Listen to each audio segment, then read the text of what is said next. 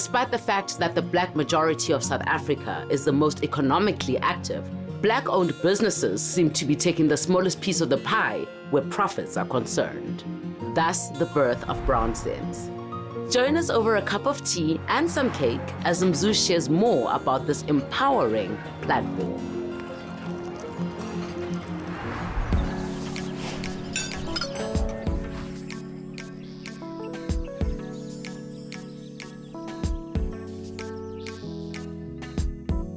So you're a single father, Mzu? Yes, I am. Of how many kids? So I'm a father of 3. Yeah? I live, thank you. I live with the two eldest by myself and with a dog. So if we count the dog. You've got 3 kids in the house. Yeah. What made you decide to raise your kids? It was circumstance, you know, in terms of being the best placed parent to be, you know, full-time present, you know, in terms of the kind of job that I was working in at the time, you know, being able to leave the office at a certain time, being home earlier and all those things. So I think it was more from that angle, not necessarily from, you know, I'm going to, you know, enforce my legal rights and go for whatever custody and those types of things. It's a very unusual thing to do, Mzu. Yeah. Very few black men opt to be single parent. Sure. For me, this was a personal choice that it's not something that is enough just to send money. It's almost as if I'm working remotely, I'm parenting remotely in this case. So it was more, I think, more had to do with how I see things or I see parenting. And I think the love that I have for my children, I think, that's something else. Having chosen to parent your children, I mean, you do know it's not a walk in the park. It's not a walk in the park, and it's not usual. It's definitely not easy being a single parent. Ever. You know, having a job, building a business, you have your own personal interest that maybe you've put on the side. It's not. I think more than half the time, I'm almost a zombie. The role of children until a certain age is for them to find different ways of killing themselves, and all you're doing as a parent is preventing them from murdering themselves. Because wow, and you've decided to take the road less traveled, and that is admirable. But it then feeds into the other things that you're doing because once again, you've chosen to take the road less traveled. Tell me about Brownsense. Tell me why. What happened? What inspired it, and so on. So I think, you know, there's different parts or times in my life that feed into me taking that path and starting Brownsense. Because the seed, I think, sort of took a bit of some shape around 2012. This is when I had an idea to have a directory, online directory that is of township-based businesses. Okay. But I was not just going to take every business and have it on that directory. The idea was to find unicorns. Yes. You know, because the whole thing was about not just giving businesses exposure, but changing the mindset, changing the narrative. You know, you think a township. There's something that I noticed once when I used to stay. So I grew up in Pimville, first Orlando West, Orlando East, and then Pimville. So I started noticing that, you know, when you travel from, me in my case, from Soweto coming to town, the northern suburbs and so forth. The skyline is different. Very. Right. So the skyline changes. No smoke and all those things, right? Late afternoon, you go back to the township. To the smog. Smog and all that. And I realized the psychological impact that does to you.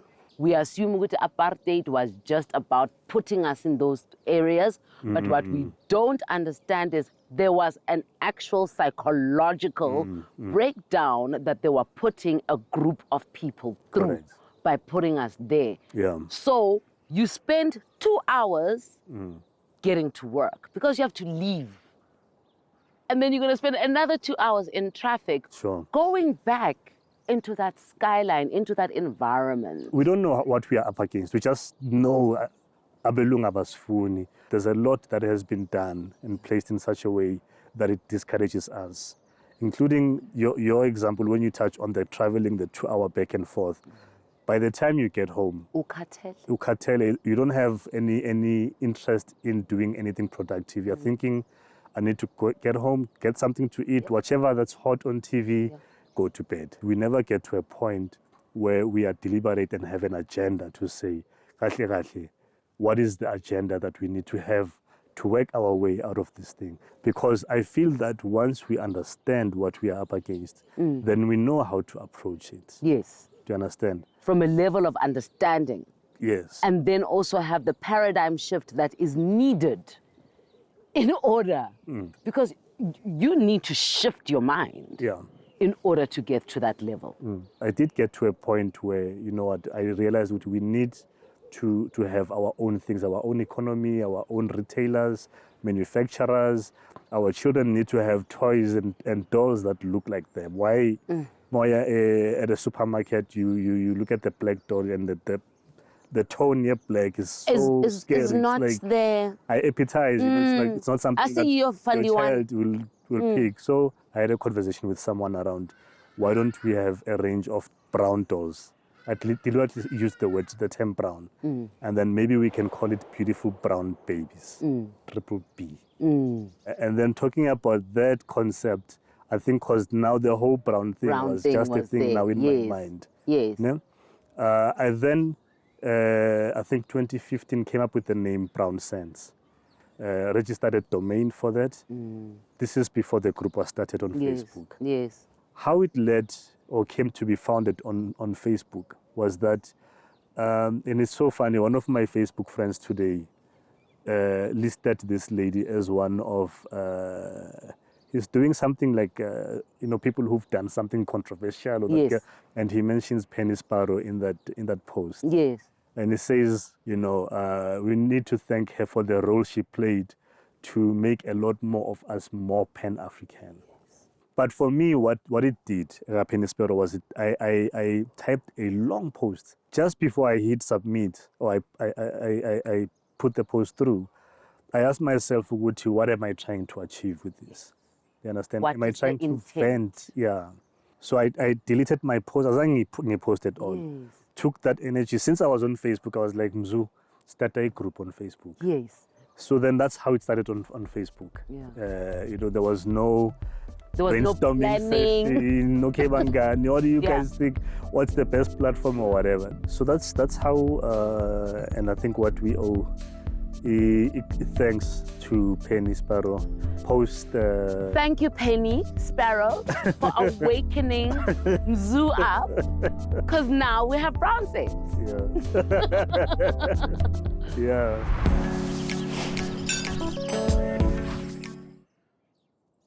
There was a time when there was talks about a bank or a society kind of situation. Yeah. What was that all about? Yeah. And then also expand more on what is Brownsense, what happens on Brownsense, who should join Brownsense, you understand? Sure. Just expand us more on that. Yeah, so 2017, we started what is called a Brownsense Stokvel. Yes. The background that led to the starting of a Brownsense Stokvel was there were four of us, but mainly three that canvassed the idea, and then, you know, we had a fourth guy that joined us to start what is called the People's Fund. So the idea then behind the People's Fund was that we would use asset crowdfunding to fund our businesses that would qualify for them to buy assets that they need for their business. So how it worked would be, let's say you need to buy extra equipment for your business. Yes. You need, let's say, 100,000, and then you come to a People's Fund, we create a campaign for you, and then the crowd would then put in, let's say, 100 rand. Yeah. It doesn't even have to be per month. It was like, from this amount to 10,000, whatever that people can do. Yeah, and then that money goes towards your campaign for the business or for a TPF to then buy the asset for your business. Yes. So the money never touches your account ever as a business. So when that's great, because if you had to put all the money in my account, you know, trust. Like, it's the people's money that time, you know. Yeah. But you get the asset. Yes. So your business gets the asset, you use it, you make a lot more money, it grows.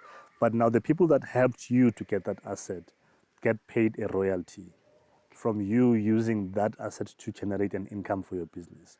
So there was a whole formula to it in terms of the numbers, based also on how your business is performing. Yes. You know? From People's Fund, then we talked about then starting a stokvel, which we then called the Brownsense stokvel. Yes. The idea from the beginning with the stokvel was that you join. So then, like first month, your joining fee was 100 rands. I remember that. That's the once off, and then every month you then pay 100 rands per month. Yes. But now, the 100 rands joining fee increases by the month. If you join, let's say 8 months later, you would pay 800 rands as a joining fee, because you need to catch up now. Yes, you need and to then pay your 100 up. rands per month. Yeah. This is not a stokvel for people that want to cash out in December, for instance. Because what happens with the money that the stokvel generates is that it gets reinvested into the stokvel. Yes. So the people don't necessarily get a return from that. But the stokvel keeps growing. Yeah, cool. Yes. Reason being that the stokvel is then the body that will become registered to be the bank or the cooperative bank.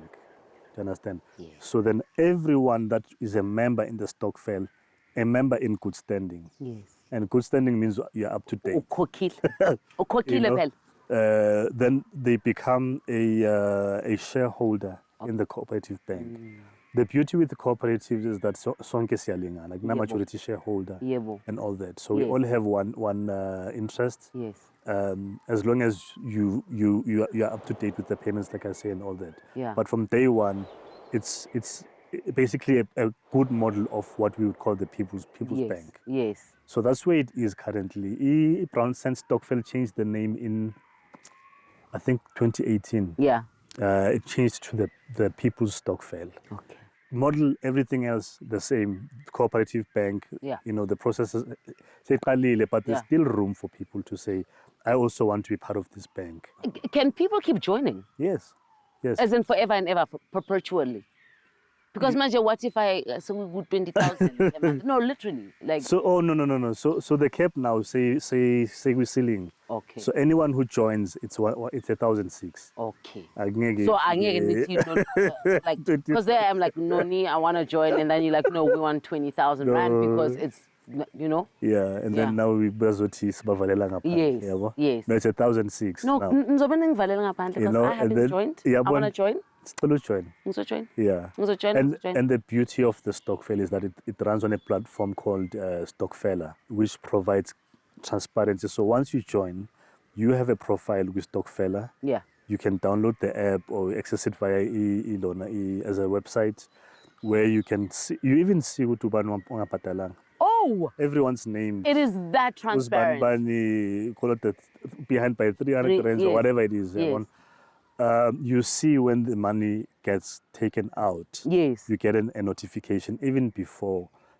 Sizofaka claim for this amount. This is the reason why. Yeah. Because the money for it to grow gets funded into a People's Fund purchase order funding. Yes. So are you still a one-person business, Mzu? We've got a board. Yeah. Within Brownsense, and there is a lot of accountability. Yes. You know, we have our morning meetings we had our morning meeting on 9. Yes. Namhlanje. You know.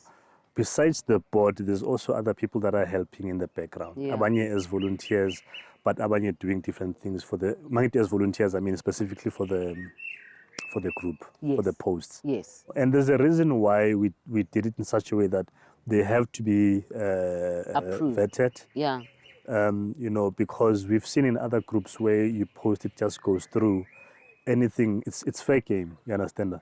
But also it exposes the group to liability, because what if something gets posted where, let's say it's a name and shame post, yes, and you don't have all the facts, and the person that they're trying to expose comes to you and they're like, it's on your group, you are responsible. Yeah. We never delete. If someone comes, says something nasty and whatever, we can remove the person. We don't delete the comment. And I said to them, we keep it for posterity. Yes. You understand? 2 reasons. And then second reason, some of them, they come back to us. Bazenza innocent and say, why? Why was I removed? I can't find it and all that. And then you do a name search thing, comes up, send them a screenshot. This is what you said.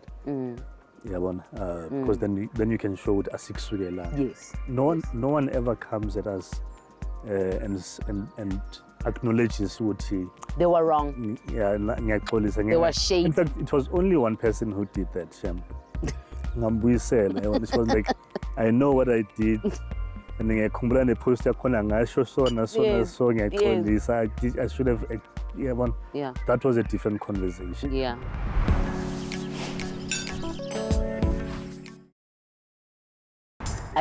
I noticed that your logo is now Brownsense Africa.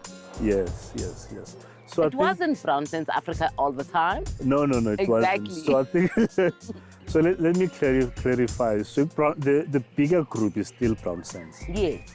Right, the mother body. Yes. And then there's babies under the bigger group. Yes. And Brownsense.Africa is one of the babies under the group. So there's other babies like your Brownsense Market, yes. Brownsense Travel and so forth, and other interests that we have. Yes. But, I think Brownsense.Africa really is the one that's going to shout the story louder in terms of what we are doing. Yes. Because here a city, we've got an e-commerce platform for you to come and buy from Black-owned businesses. Yes. So it's a service that we've been providing, although manually. But now we are taking it to a digitized space to say, Naba Abazalwane, who've been vetted, we vouch for them. They've got the Brownsense verified stamp. Yes. Which comes with being a business that's a merchant with Brownsense.Africa. Yeah. So Brownsense verified Ishuguti, we've done the background checks. That not only includes the company checks, we also include E-level, what you would call integrity checks type thing, right? Yes. Has this person, for instance, ever been investigated or suspected for some fraudulent type thing? So they will have a seal that Mobona, the tick, with the Brownsense verified next to their name. You know, Wuti, this person. This is a person I can do business with, and they're actually a person who's after my own heart in terms of interest. Exactly. So, under Brownsense Africa, can merchants from across the continent then register? So, say Tanzania, and I make these phenomenal skirts that they do. Can I register under Brownsense and then my merchandise be ordered online and then I mail it? So if phase one is launcher with South African merchants, we are already working on phase two. That's going to incorporate a multi-currency across the border, even in the diaspora, that we include Black merchants. What would you say to the continent? Just to get people to kind of like, sure, guys are sugumen. Yes. Because this is possible. We need to get to a point where we make the commitment to work as a unit. I think things that divide us the most are your politics, as in which party do you support, religion. And I'm not knocking them, by the way. I'm just saying, if we find a way you can believe in whatever that you believe in or whoever you believe in and all that, but you find a way that this is the common thing that we need to achieve and commit to that and be disciplined to work at it consistently. Consistency is a very big one. Because earlier, remember when I mentioned that we don't really fully appreciate the complexity of what we are up against. I believe that it's going to take that level of commitment. The other key thing is for us to be invested in understanding the systems. I've seen a lot of radical, thinking and behavior, but there's little or no understanding of the system. When I say we don't understand how complex what we are facing is, the tech system or the IT system that banks must comply with is regulated by a body that's in Europe. So already you're talking, let's start a Black business, but guess what? chances are you're going to have to comply with standards that are set by the very same people that you're saying you want to go against. Exactly. Or you're saying, I no longer want to support. Yes. So it's those types of things when I talk about understanding what we are up against. And the best way to get to these changes is? Exactly. Where you spend your money. Exactly. Where do you spend your money? Which is why I love Brownsense. Exactly. Because you can't say you love black people and you have a black agenda and your money goes elsewhere. Because it's all been working at the mind and how we see ourselves. I think my biggest thing on that note, Ayako, is I know people are probably going to kill me for this, but I do not wear those t-shirts at Ikaslam Yiwatwat. Because Ekasi, they did not put us there to thrive. They didn't put us there to become great people. And people are like, no, Ikasi is great because you can still be whatever you want. No, you can't. You actually have to work harder, than you would have if you had to be in it. Because we were not placed in townships to thrive. I will not praise it. Wow. Okay. Before I become very emotional. Thank you for coming through. Sure. I really appreciate you making time out to come and see me. I want to tell you that I really appreciate what you're doing with the platform, I guess, Brownsense.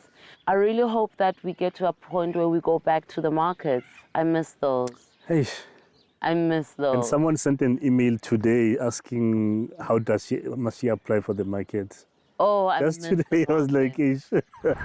Ladies and gentlemen, we've come to the end of our show. Thank you very much for joining me, Unoni, over some high tea, and Umzu. Don't forget that as Africans, we really do have a lot of potential.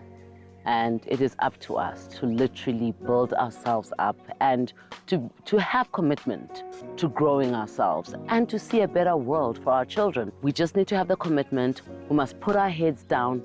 We must look at our issue straight in the face and definitely put our money where our mouths are.